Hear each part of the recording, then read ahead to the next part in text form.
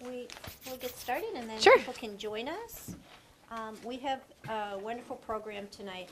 I have a cold, so I can't talk too loud and I cannot talk too long or I will start coughing. So I put newsletters out for you to read about what we have going on, and we have some really great things happening. But tonight we have Susan Poulin, and Susan is an actress, author, local author and storyteller, and she's going to be reading from her copies of Finding Your Inner Moose, Ida LeClaire's Guide to Living the Good Life. And are you doing The Sweet Life too with Ida LeClaire? So Susan is introduced the groundbreaking stage character Ida LeClaire in the original 1997 stage production, Ida, Woman Who Runs with the Moose, for which she won Seacoast Media Group's Spotlight on the Arts Award in Best Play and Best Actress. So we're really fortunate to have her come, and I am so excited to read your book. Yay. And put it on our shelves, and she'll be signing copies of the book after, so please definitely stay and do that. But give Susan a big welcome. Yay. Well, because we were talking about the dead squirrels on the road, and so I'm just going to read a dead squirrel poem. My husband writes as my character Ida's husband's, Charlie, and Charlie writes poetry, which he started doing one time when he saw a blue tap up in a tree, and he wrote a little poem. So this was the poem that he wrote about all the dead squirrels we're seeing on the road. Dead squirrels everywhere. Scamp is Ida and Charlie's dog. Walking Scamp along the road, 'twas like a battlefield we strode. We couldn't help but stop and stare, dead rodents everywhere. Squirrels aplenty, chipmunks too, and there were more than just a few critters free of all enslavement, plastered there upon the pavement.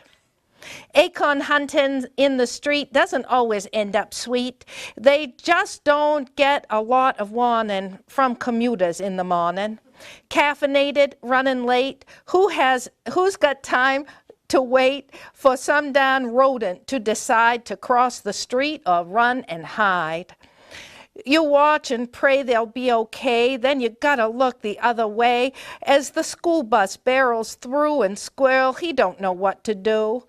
About to cross, he hesitates, and all you want to yell is, wait! Weren't you taught to look both ways, or did them acorns make you crazed? Either way, the street's no place to hang around and stuff your face, dodging cars, taking chances, save your hijinks for the branches. Scamp pulled 'cause he was keen to up and leave this sorry scene. At least from this I took a pearl. On my feeder, one less squirrel. And that's Charlie writing poetry. So my name's Susan, and I was trained as a regular writer and performer. I have a degree in theater from the University of Southern Maine. But being a traditional actor is kind of like a powerless sort of profession. You have to wait for a theater to choose a play that has a part that would be good for you, and then you have to audition. And if you're lucky enough to get cast, you work really hard to serve the artistic vision of the playwright and the director. So about in 1990, I took a mime class, of all things, from Pontine Movement Theater, and it introduced me to the concept of actor-generated theater. And every time you see a variety performer, like somebody doing juggling or a magician or a mime, that's actor-generated theater. So we're more likely to see it in that kind of frame. And I'm an oldest child. I have no trouble being the boss. In fact, I really, really like being the boss. So the thought that I could create my own plays and to be in control of every aspect of it, I was very comfortable with that. So I teamed with another a movement theater artist, Liz Korbeck, and we rented a theater for a year down the road. And we decided we'd split the night, so we only had to come up with half a show, basically about 35, 40 minutes. And we did everything. We did all the publicity. We ran lights for each other. We baked the food for the concession stand. And we did that first play called, the entire night was called Braving the Elements. And it was a success, meaning we broke even, which was pretty spectacular. We did that one more time. And then in 1994, she went to graduate school. And I got married to my husband, Gordon, who's a mural artist, a visual artist. He did the big mural in Somersworth, outside mural. And I started writing full-length plays after that. The first one was not as Ida. It was called In My Head I'm Thin. And it was about women and body image. And it's actually opening tomorrow night. We performed that for about 16, 17 years, and then we retired it. And now a theater company in Falmouth, Maine is doing a production of it that opens tomorrow with our set, which has big paintings from the history of art with holes cut out for our heads. After debuting that show, I took a year to free write, usually to kind of pause and recharge. And I feel like I'm not unique. You know, how I express myself is uniquely me. But if I'm thinking about something like women and body image or getting older, other people are thinking about it too. So I just took a year where I just showed up and I just wrote and trying to see what would happen. And out of that, I belonged to a writer's group just like I do today. I had a meeting this morning in my writer's group. And there was this call for this Yankee storytelling contest. And it was the first annual, and it turned out to be the only annual Yankee storytelling contest. There was a call to storytellers throughout all of New England. And you could send in a 10-minute story in a variety of categories. And everybody in the writers group was going to do that. So I thought, oh, what the heck? I'll give it a try. So I sent in this 10-minute story. Back then I had to record it on a cassette tape and send it through the snail mail. I've been doing a blog since 2009, and when I would send it, it was originally with Down East, I'd send it to the editor. I would just record it and send an MP3 file and a Word file and a photo. But back then you had to send your little tape. And I entered in the contemporary storytelling category. You could also do for children with music or traditional. And I got selected to go and be in the festival. And so you had to, you were competing against other storytellers, which is kind of weird. And you were in this convention center in Keene, New Hampshire, and you had to find your room, and it was cold and, kind of blue-gray room, and there were 3 serious-looking judges and a bunch of even more serious-looking storytellers checking you out. And my story was called The Stud Finder, and it was about taking a new look at an old problem, finding a guy. So I was inspired by seeing a round lobster trap on a wharf in Harpswell, a new look at an old problem. So I knew I didn't stand a chance because it was a really outside-the-box kind of Yankee story, right? I was hoping for honorary mention for the most sexual innuendo in a Yankee yarn. I figured there wasn't much competition in that area. But no one was more surprised than me when I won my category and I ended up being in the finals. They were that night in the Colonial Theater in Keene, New Hampshire, which is one of those old-fashioned, kind of looks like the Rochester Opera House, kind of an old-fashioned opera house. There's one in Camden, Waterville. Really beautiful space. Tim Sample was hosting. Bob Bryant was there, and they were recreating some of the original Burton Eye stuff. New Hampshire Crossroads was there from New Hampshire Public Television. And it was me and all the winners of all the categories, and I was the only woman on the stage. It was guys in jeans and flannel shirts talking about their mothers-in-laws and lobstering and fishing. And I thought, that doesn't reflect the smart, funny, and strong women I grew up with in the state of Maine. I'm a Maine native. I was born in Jackman, Maine, 15 miles from the Canadian border in western Maine. And when I was about 8, we moved to the Portland area, and I still live in Maine. Southern Maine. I lived in Portsmouth for a while, but when it came time to buy a house, I said we have to go back across the river to Maine. I'm passionate about the state of Maine. I'm a person who actually gets heartsick when they travel. I love to travel, but I miss the way the trees look around the lake in the state of Maine. You know, I miss the people, the way it smells. I just love Maine, and everything I do is a postcard to the state of Maine and the people who populate it. So one day I sat down and I thought, I need to create a woman Maine humor character. And so I was sitting there at my computer with that intention, and I heard Ida's voice in my head, fully formed, and she said, "My name's Ida, and I'm a home shopping networkaholic." And then I wrote one story called Home Shopping Networkaholic, and that became the first story in the first Ida play. It was a 10-minute story, and I wrote it straight shot.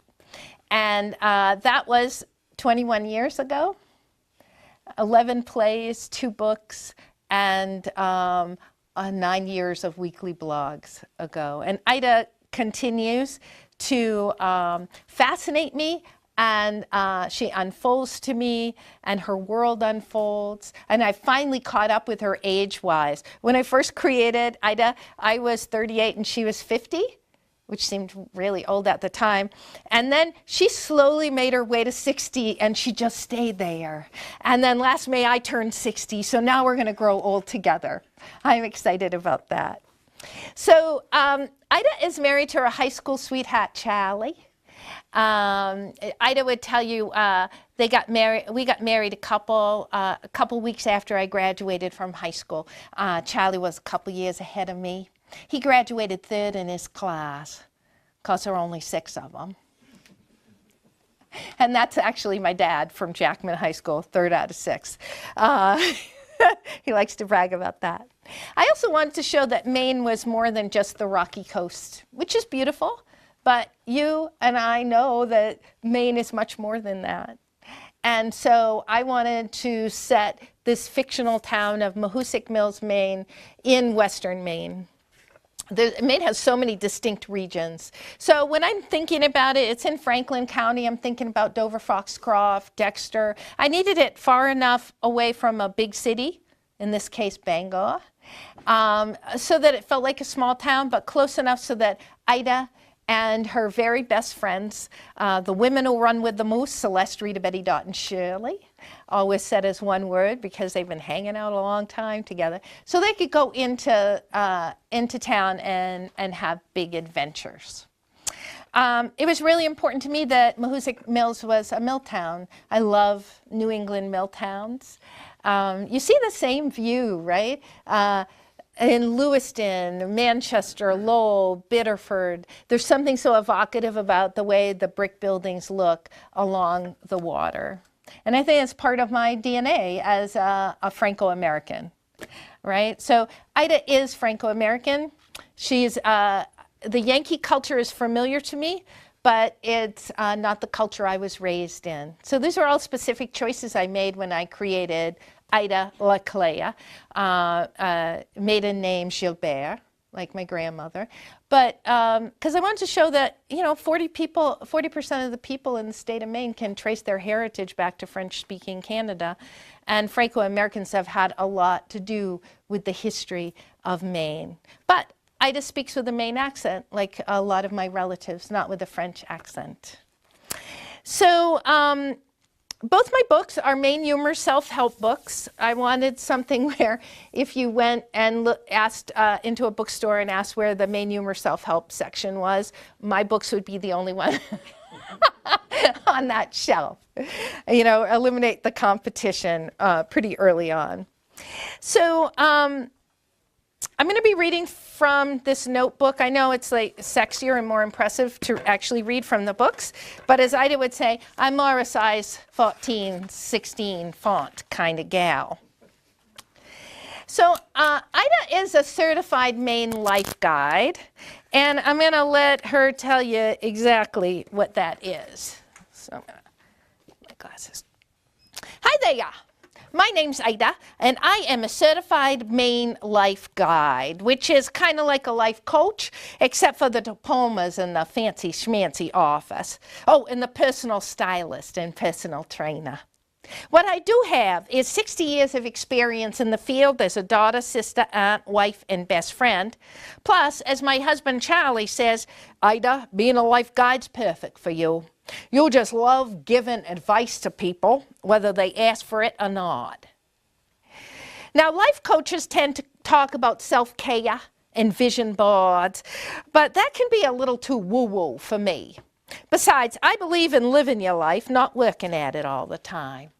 As the way I see it, life guidance more like a gentle nudge in the right direction. Someone to lend a hand when you need a little help getting out of the pucker brush and onto the trail.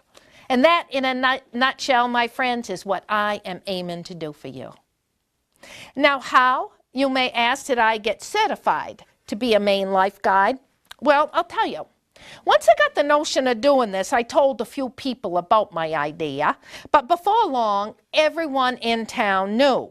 Then one Saturday evening, I'm at the baked bean supper down to the Congo church, trying to nab a slice of peanut butter pie before they're all gone. You know, those are always the first to go.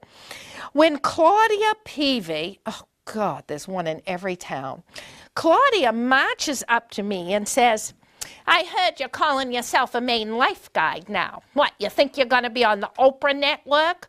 You've had some crazy ideas before, Ida, but this one's certifiable. And I thought, you know what? I am certifiable. You need a little bit of crazy in order to follow your dreams. So in the first book, Finding Your Inner Moose, I take moose facts and what you can learn about life from a moose, which turns out to be quite a bit. I weave those through, and each chapter deals with one aspect of life: work, friends, family, attitude, getting older, and those are all different chapters. And Ida has practical advice and funny stories about how to deal with them, along with moose facts. So this is from the first chapter, and this little section is called You Catch More Flies with Honey. The most important thing in life is having a positive attitude.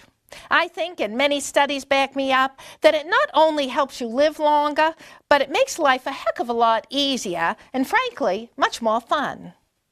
Now, I know what you're thinking. Looking at the sunny sides takes effort, right? Being nice is exhausting.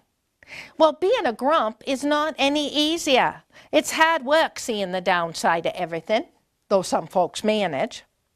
I remember when I was in high school, I worked as a chambermaid and waitress up at Henderson's Lodge and cabins up on Moose Megantic Lake. We'd have folks from away who'd come and stay a couple of weeks, a month, some the whole summer. Most people were real nice, but every once in a while we'd get someone who was just flat out committed to being miserable. This egg isn't cooked right. What do you mean you don't have phones in the rooms? The loons are keeping me up at night. I mean, come on, you're in Maine. There's just no pleasing some people, is what I thought at first. Then it dawned on me, these folks love being grumpy, so maybe I am pleasing them. In fact, I'll bet I made their day. Being positive isn't as hard as it may seem. It only gets dicey when we either depend on someone else to make us happy, or we try too hard to make another person happy. This is the first instance where you can learn a lot about life from a moose. Moose are independent and generally good-natured creatures. These traits are tied together in my mind, because being independent means not being dependent, right? To me, that means not dependent on others to make you happy. including my friends, the women who run with the moose, and including Charlie. I believe we are all responsible for our own good time. Oh, I don't know about you, but it makes me feel happier just thinking about that. Because if you are responsible for your own good time, it follows that you are not responsible for everybody else's. Now, I'm not saying that you should stop being nice to folks, or that you should be thinking only of yourself. On the contrary, keep doing what you're doing. Just stop trying to make people happy who do not want to be. Ida and I have that in common. So, Ida has one sister, just like I have one sister. My sister's name's Jane. Ida's is Irene. And they're very close. And I'm going to do a little story that shows a little bit about their relationship. And it's called The Ripple Effect of Happiness. Choosing to be upbeat, focusing on the positive, is like tossing a stone in a pond. You start a ripple effect. You know that saying, you catch more flies with honey than you do with vinegar? Well, the main state insect ain't a honeybee for nothing. I see the power of a positive attitude in action every time my sister Irene and me go shopping together. I love shopping with my sister. Well, I love shopping, period, but it's especially fun with her. First off, it makes us both feel close to our mother. She was one heck of a shopper, our mother, and the three of us spent many a happy day pounding the pavement down to the Bangor Mall. Mom's been gone 14 years now, but her shopping spirit still burns bright in Irene and me. So one day last winter, I don't know, I just needed to get out of Dodge. Our double wide can feel mighty close come the middle of February, if you know what I mean. The tip-off, I start feeling like Charlie's taking up too much of the space in the double wide. That's when I know it's time to pick up the phone and organize some kind of field trip. Irene was feeling kind of antsy too, so each of us took a mental health day from work, and off we went to the Bangor Mall. Before getting out of the car, Irene and me have this little tradition. We say a prayer. Mom, please guide us in our shopping today. May we find what we're looking for, and let it be on sale. Amen. So a while later, we're in the dressing room at Macy's trying on clothes and giving each other advice like only sisters can. I'm looking at Irene in this dress she's got on that's just not working. To Barbara Bush, I say. Well, that gets her going. Meanwhile, I'm modeling this cute lacy top looking really sharp, and Irene just shakes her head and goes, Masha Twombly, referring to this girl we went to high school with. No, that's slutty. Ida, what does the sparrow say? And together we go, cheap, cheap, cheap, and we laugh some more. Just as we're heading off to get more stuff to try on, this woman stops us. What do you think of this dress? She says, is it too dowdy looking? Irene jumps in. I don't think it's the dress so much as the color. Ooh, I agree, that purple's doing nothing for you. What size is that? 14. Okay, Irene says, let's go look for it in a different color. I'm thinking sky blue or seafoam green. And off we go with the gal. See, that's the magical thing about shopping with Irene. We enjoy each other's company so much, we're having so much fun together that people are drawn to us. Suddenly we become like independent style consultants. Irene and me expect good things to happen, so they do. So we'll skip ahead to a chapter on aging. I'm studying this topic up close and personal. And so I'm not going to tell you this is the intro to this chapter, and the title of this section is the punchline at the end, so I'm not going to tell you what it is. There's something to be said for aging gracefully. You don't hear that much nowadays. I guess it's because it's trendy to fight aging tooth and nail. But I say, let's bring the aging gracefully concept back. The moose is a majestic creature, comfortable in its own skin, dealing with life as it comes. Now that is something worth aiming for. To me, aging gracefully doesn't mean surrendering completely. Au contraire. It means accepting where you're at and then doing the best you can with what you have. Acceptance is key. You can't move forward if you're fighting being where you're at. I remember the moment I realized that things had gotten away from me. One day I put on my slacks per usual. I turned to check out my backside, and it wasn't there. What happened to my butt, I'm thinking. Just then, I catch a glimpse of my profile in the mirror, and there it was somehow. The fat from my butt had wandered round to my stomach. I kid you not. Once you become aware of this phenomenon, it starts to explain a lot.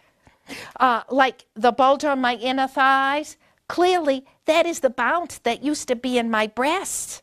The extra firmness that was keeping them perky has migrated south for the duration. Now, I don't mind the laugh lines around my eyes all that much, or the ones around my mouth. I've earned those. They kind of tell the history of my life. Who was it that said, at 50 you get the face that you deserve? I think I earned those. But honey, what did I do to deserve this turkey gobbler neck? I'm going to go on and read a little bit from The Sweet Life. The Sweet Life is the second book, and it's all about marriage. Marriage is one chapter in Finding Your Inner Moose, but The Sweet Life is all about relationship, but it's midlife relationship and beyond. So I cover a lot of topics, including even going to losing your spouse and moving on and getting back into the dating pool. But I love, every time I write, plays are the blog is really economical, 500 to 1,000 words. And then plays, I get to stretch out a little, but plays are very stripped down to, they're all about editing and keeping it really succinct. But so when I get to write a book, I get to spend a lot of time with Ida. And as a writer, I would say I get to make decisions about things that I didn't know about. As an actor, I would say I get to discover things about Ida that I didn't know.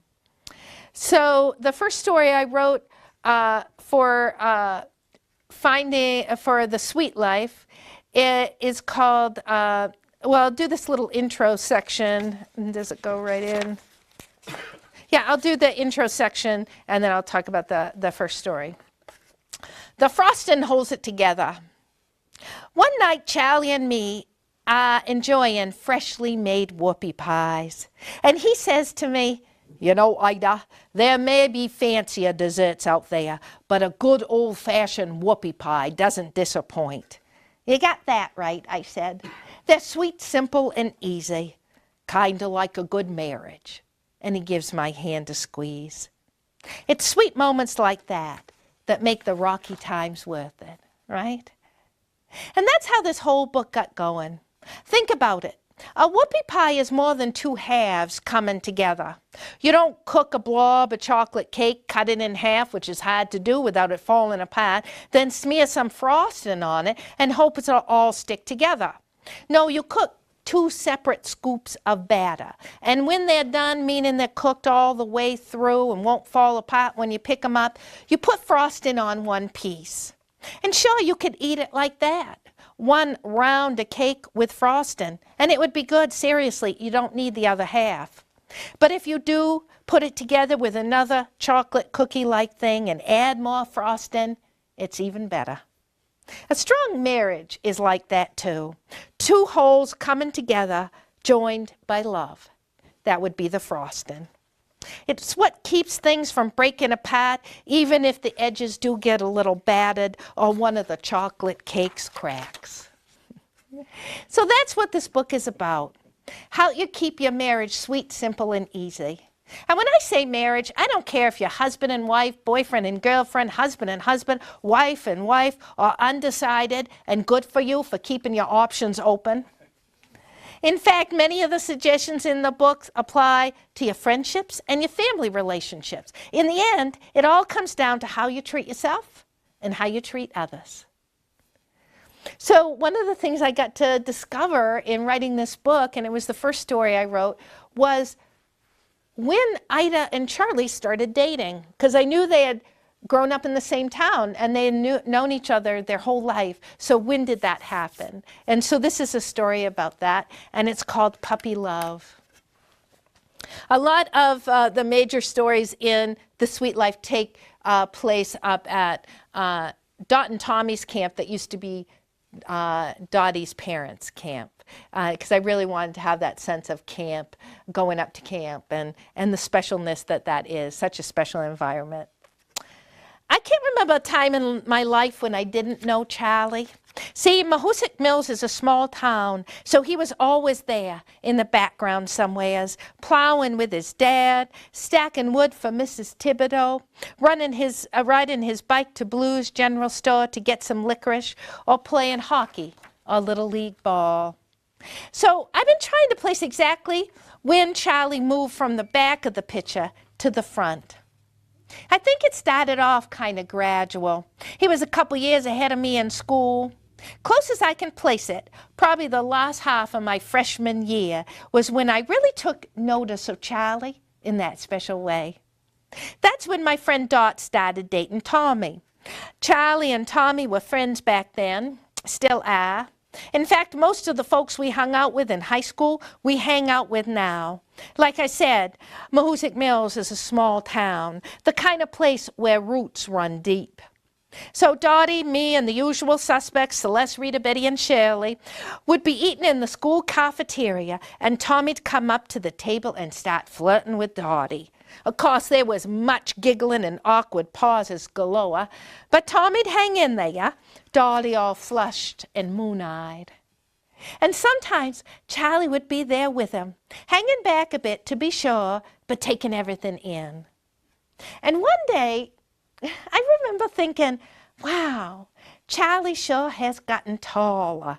And when did he fill out like that? Gradually, I realized he was no longer the boy I thought of when I thought of him. He was, well, looking more like a man. And frankly, that seemed a little scary, him being a junior and all. Still, skating parties on the pond behind Shirley's farm always seemed a little bit more fun when Charlie was there. He was a hot shot on skates, and he liked skating in front of me backwards. Before I knew it, he was my favorite hockey player. When he was on the ice, I cheered a little bit louder, and I might have been known to stand up and holler at the top of my lungs when he made a break toward the goal. And in the cafeteria, I knew where Charlie was, always. And sometimes I'd catch him looking at me. Then came the 4th of July party up to Dottie's parents' camp. There was a whole gang of us there, Dottie's brother and his friends, Dot and Tommy's friends, and a few kids who just showed up. We had a cookout and spent the day hanging out on the dock, horsing around in the water, swimming out to the float and diving off. Charlie sat beside me at lunch. Can't remember what we talked about. I was too distracted by his bare arms resting on the table, our bathing suits almost touching, the heady aroma of burgers cooking on the grill. Then, right out of the blue, Charlie says, "Want to go out in the canoe?" "What?" I replied. Kind of took me by surprise because, like I said, I was a little distracted. "Well, you know, can't swim for an hour, so what do you say we go out for a paddle, you know, something to do?" Sure, kind of boring, just sitting around waiting. I was pretending to be casual. And off we went. I'll tell you, from the minute we got into that canoe, things just clicked. You know, some folks have a hard time paddling in sync, some never do. But for Charlie and me, it was just flowed smooth and easy, one stroke after another. And that's that was that. We stayed within sight of each other for the rest of the day. After dark, there were firecrackers, sparklers, and the like. We all sat around the campfire, toasting marshmallows, making s'mores, and nursing our sunburns. I can still picture it, all our young faces in the glow of the firelight. Later, Charlie asked me if I needed a ride home, and I said yes, which was true. Once I told Shirley I wasn't going to be riding home with her. I can't recall much about that ride down the camp road to the highway, through Mahoosic Mills and home, except for the smell of copper tone and my racing thoughts. Will he kiss me? The feel of my hand in his thumb caressing my palm. Do you remember what it was like, that electric feeling? And yes, he did kiss me, just a little one, sweet and gentle. Oh, baby, I still have a soft spot in my heart for copper tone. So began our summer of love. Between movies at the Strand, cookouts, and trips down to the Dairy Joy, Charlie and me spent many a steamy evening up to the Moose Megantic Lake Overlook, otherwise known as Makeout Point. A lot has changed since then, but some things stay the same. Makeout Point, that's where the Sky Lodge Inn and Restaurant is now. And holding hands has a different kind of pizzazz. It's more like slipping into a pair of your favorite gloves. They may be a little worn, but they're still warm. And boy, oh boy, are they still comfortable. And you know what? Every once in a while, Charlie and me drive up to the Sky Lodge and park overlooking the lake.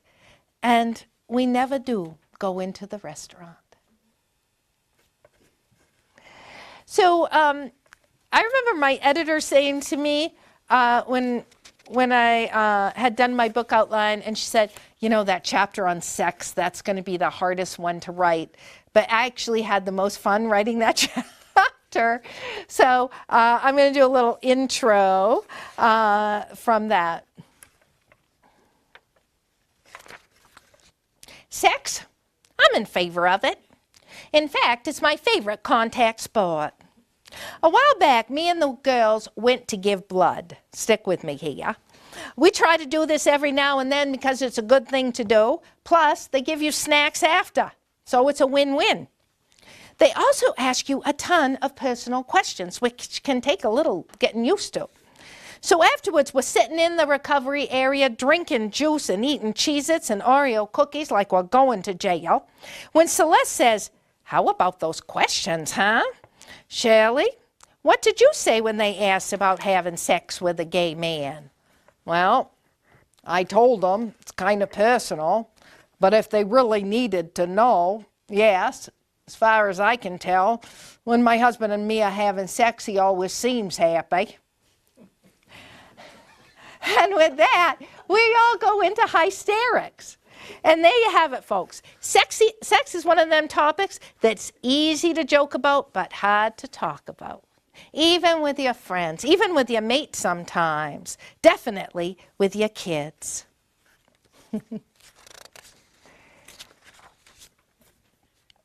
So this is a story that takes place now up at Dot and Tommy's camp, because they bought it from Dottie's parents.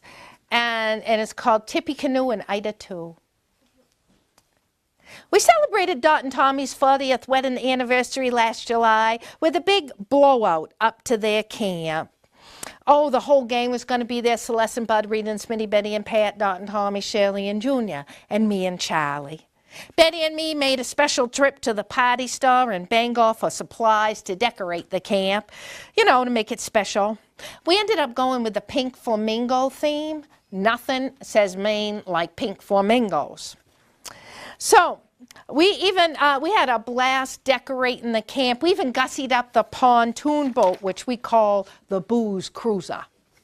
So that night we pile into the boat and we go out into the middle of the lake, and we swap stories like only old friends can. Junior told the one where he and Shirley were necking up to make out point and he forgot to put his parking brake on.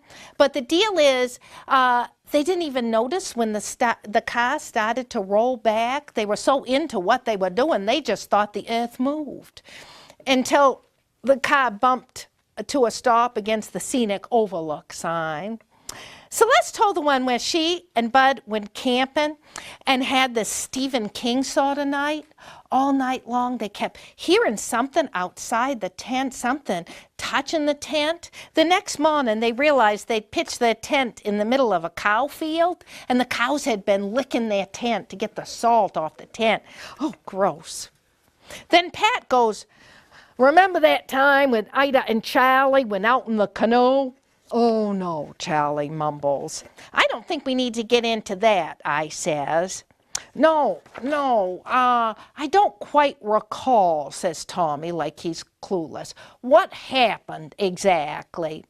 "Well," Betty says, "I think it was someone's anniversary, or the 4th of July, Bud adds, 'cause it was some hot."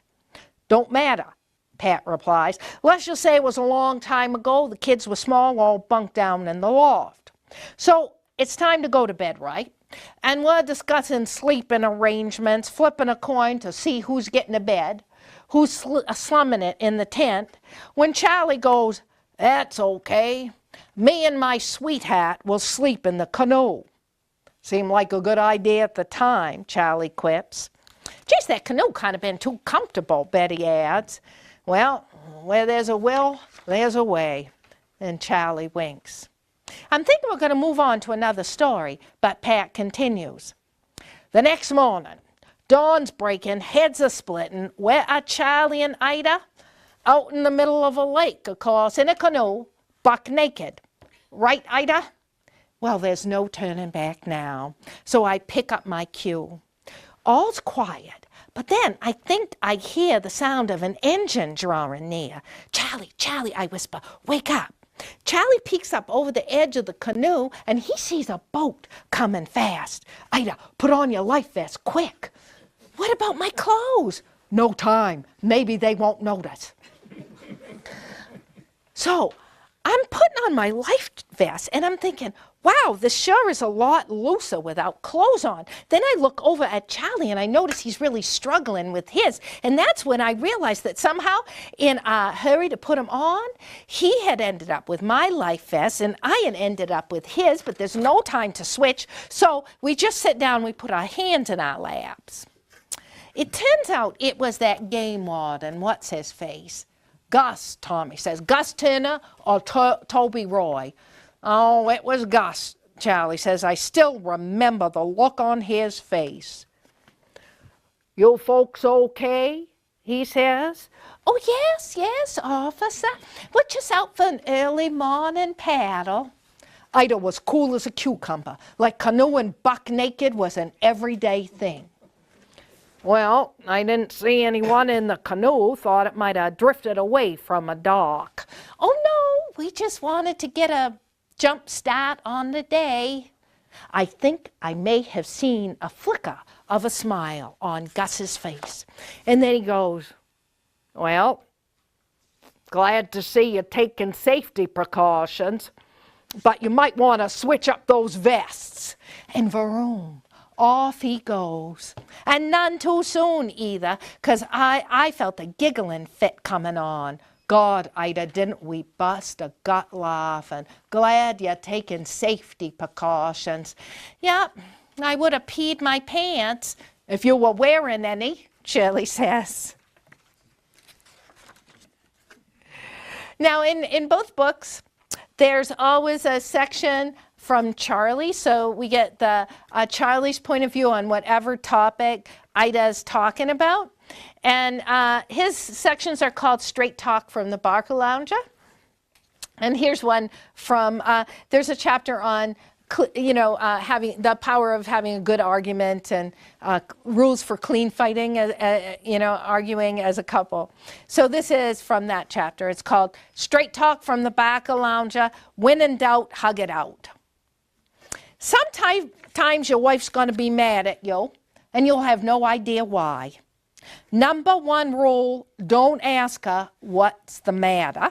That'll only make her more irritated at you because you can't read her mind. Hey, it's not fair, but life ain't fair. You have two approaches here. Get out of her way. That means finding something to do in your workshop or go run an errand or something. Believe me, when she's ready to talk about it, she'll find you.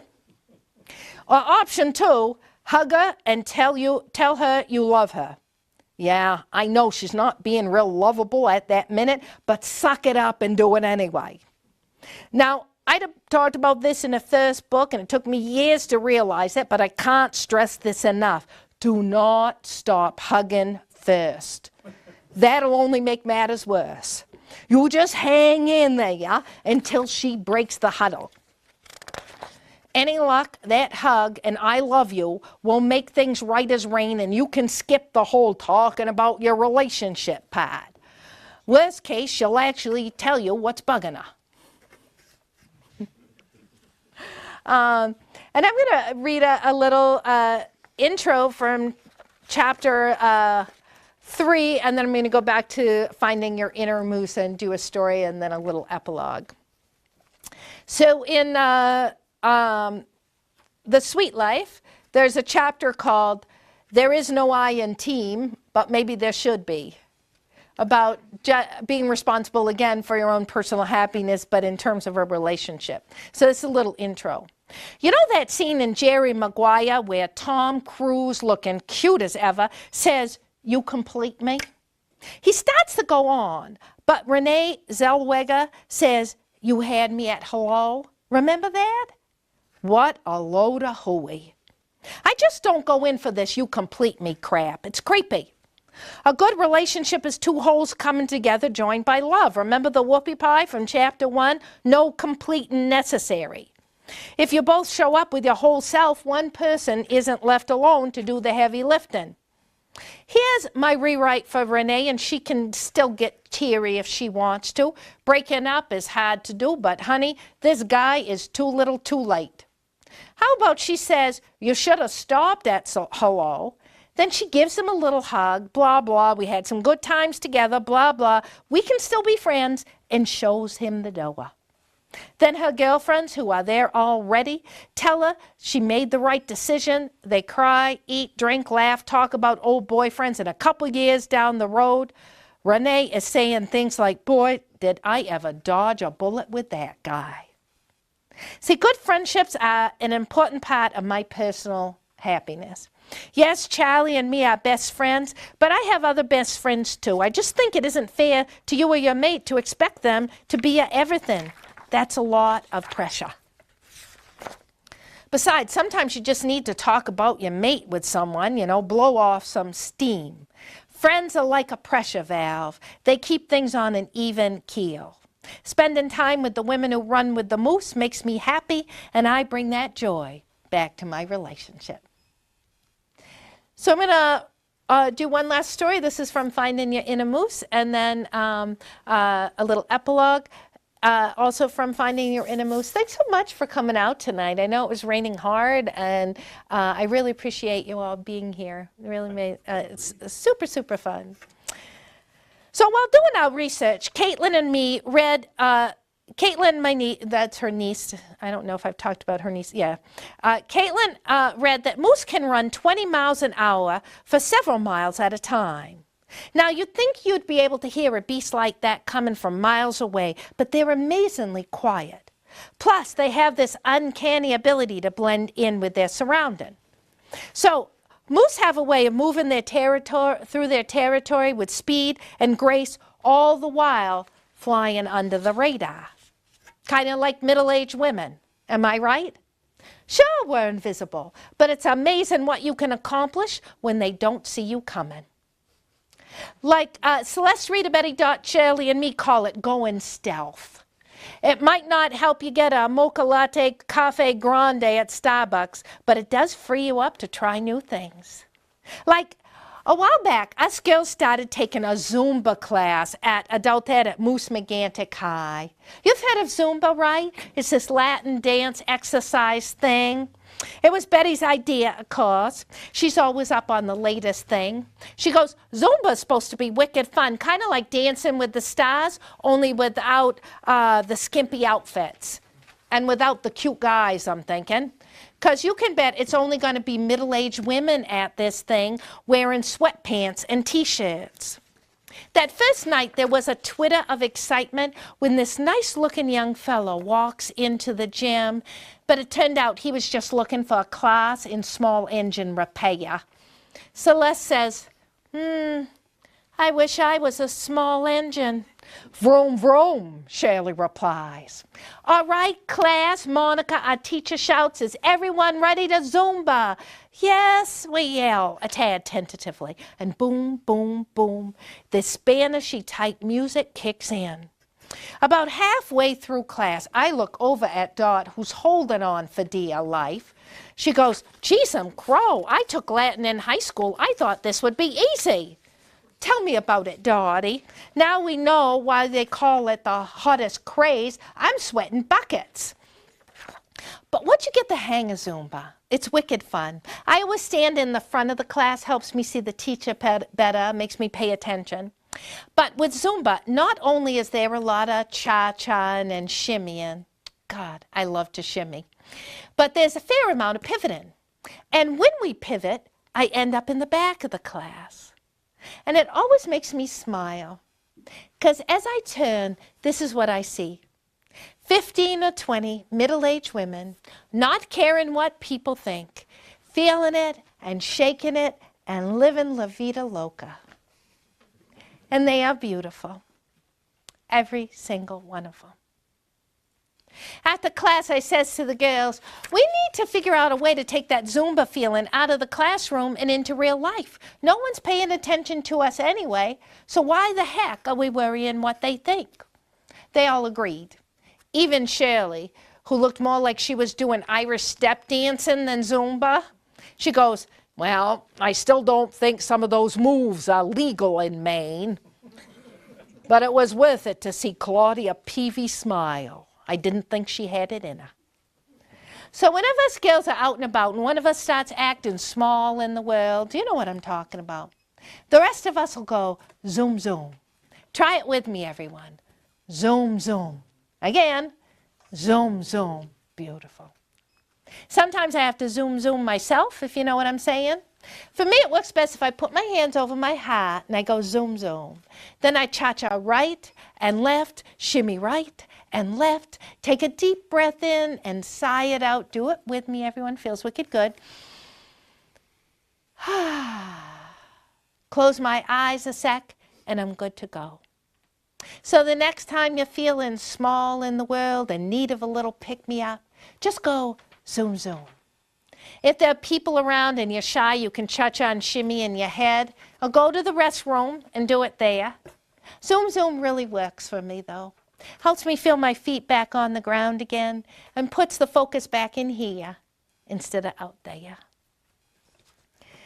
So in Finding Your Inner Moose, I needed a wise person to kind of give advice through the book. And so I created this character, Grampy Gilbert, who's a hybrid of my grandparents. We would say that Ida says, Grampy Gilbert moved to Maine from Quebec in his teen. He spoke French, of course, and franglais, a combination of French and English, but he was illiterate in both languages. But he has really great commonsensical advice, and so I let him have I'll let him have the last word today. And he does speak with a French-Canadian accent. More than once, I remember Grampy Gilbert telling me, Mon petit chou, I learned early on it's good to have a plan, but don't be stubborn about it, eh? Keep your eyes open for happy accidents. Me, I decided to leave Quebec when I'm a young chipper. You know, find me a better life down les États-Unis. My plan, go to Woonsocket, work in the mill like my brother, Henri. But I get to Maine and I decide to visit my cousin Ralph here in Mahoosic Mills. And one night at a dance, who do I see across the room but your grandmother? Oh, mon Dieu, my heart skips a beat. So I work up my courage, I ask her to dance. Sweet thing, she takes pity on me. When I take her in my arms, c'est ça, hein? We just fit. Right then, my big plans flew out the window. Your mame was the happy accident that changed my life. So it's always important to be reminded to live your life on purpose, but stay open to happy accidents. Thanks so much.